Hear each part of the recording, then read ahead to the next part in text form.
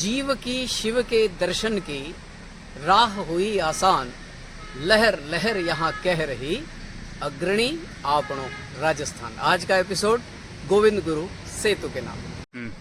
जीव की शिव के दर्शन की राह हुई आसान, लहर लहर यहाँ कह रही, अग्रणी आपणो राजस्थान। आज का एपिसोड गोविंद गुरु सेतु के नाम।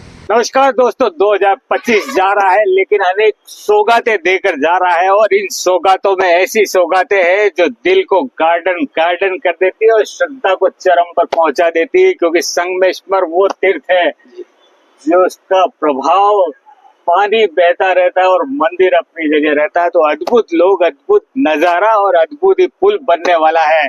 आज हमारे साथ में है इस क्षेत्र के जाने माने विश्लेषक, क्योंकि परंपराओं पर भी ध्यान रखते हैं, शिक्षा पर भी ध्यान रखते हैं और साथ में राजनीति पर भी ध्यान रखते हैं। तो प्रकाश जी पंड्या, आपका स्वागत है। धन्यवाद दीपक जी।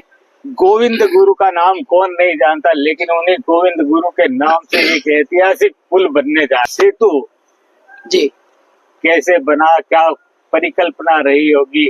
जैसा इतिहास में उन महान स्वतंत्रता सेनानी का, यूं कह सकते हैं सामाजिक क्रांति के अग्रदूत और सामाजिक क्रांति के चेतना के प्रवाह, गोविंद गुरु ने जिस प्रकार आजादी के आंदोलन में एक सेतु का काम किया था, उन्होंने समन्वय का काम किया था। डूंगरपुर से बांसवाड़ा आए, बांसवाड़ा में गुजरात, मध्य प्रदेश, महाराष्ट्र तक के लोगों को जोड़ने का काम किया था। तो गोविंद गुरु अपने आप में एक सेतु थे।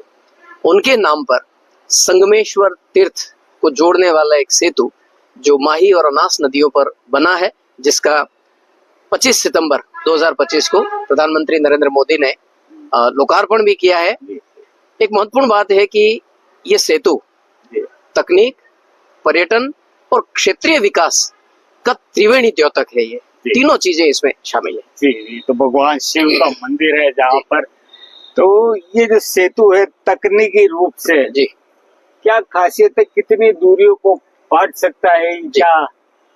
अब पहले संगमेश्वर तीर्थ तक जाने के लिए जो तीर्थ स्थान या मंदिर का भाग है वह डूंगरपुर जिले में पड़ता है। तो पहले यहाँ से घूम करके बांसवाड़ा जिले से लगभग 50-55 किलोमीटर का सफर तय करना पड़ता था, लेकिन इस हैंगिंग ब्रिज के बन जाने के बाद अब ये 4 से 5 किलोमीटर की दूरी में तब्दील हो गया है। एक महत्वपूर्ण बात यह है कि इस पर 135 करोड़ रुपए की लागत आई है। 906 मीटर लंबा है, यानी कि 1 किलोमीटर मान सकते हैं अपन इसे, और लगभग इस पे 2 लेन कैरिज वे है, अर्थात कि लगभग 12 मीटर की इसकी चौड़ाई है। जो आवाजाही है वो कभी ट्रैफिक जाम या यातायात थमने जैसे हालात नहीं बनेंगे। 12 मीटर की इसकी चौड़ाई है।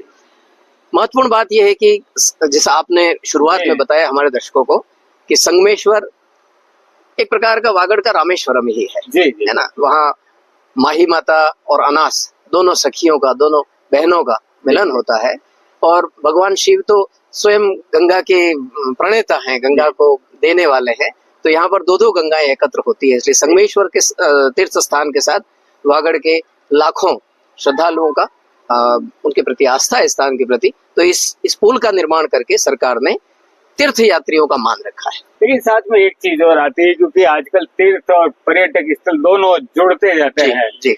तो क्या प्रभाव, क्योंकि हमारे पास में उज्जैन महाकाल भी बसते हैं जी, ब्रह्मा जी का मंदिर हमारे यहाँ पर है, शक्तिपीठ, त्रिपुरा सुंदरी, ऐसे में इस पुल के बनने से जो हम पर्यटन जी दीपक जी, अभी सरकार ने पंच गौरव नाम का एक बहुत महत्वाकांक्षी एक मिशन चला रखा, अभियान चला रखा। उस पंच गौरव में प्रदेश के सभी जिलों के 41 जिलों के 5 चीजें उसमें शामिल की गई है जिलेवार। वनस्पति उत्पाद, उपज,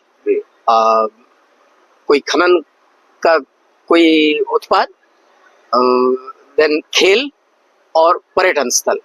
तो आपने बताया ये सारे तीर्थाटन के जो स्थान है हमारे, पर्यटन के साथ या पर्यटन शब्द को जोड़ने के पीछे तो एक महत्वपूर्ण उद्देश्य यही रहा है कि नई पीढ़ी लगभग अध्यात्म से या इन तीर्थ स्थानों से थोड़ा दूरी बनाए हुए थे, तो उनमें एक जिज्ञासा जगे, इन स्थानों के प्रति उनका आवागमन हो।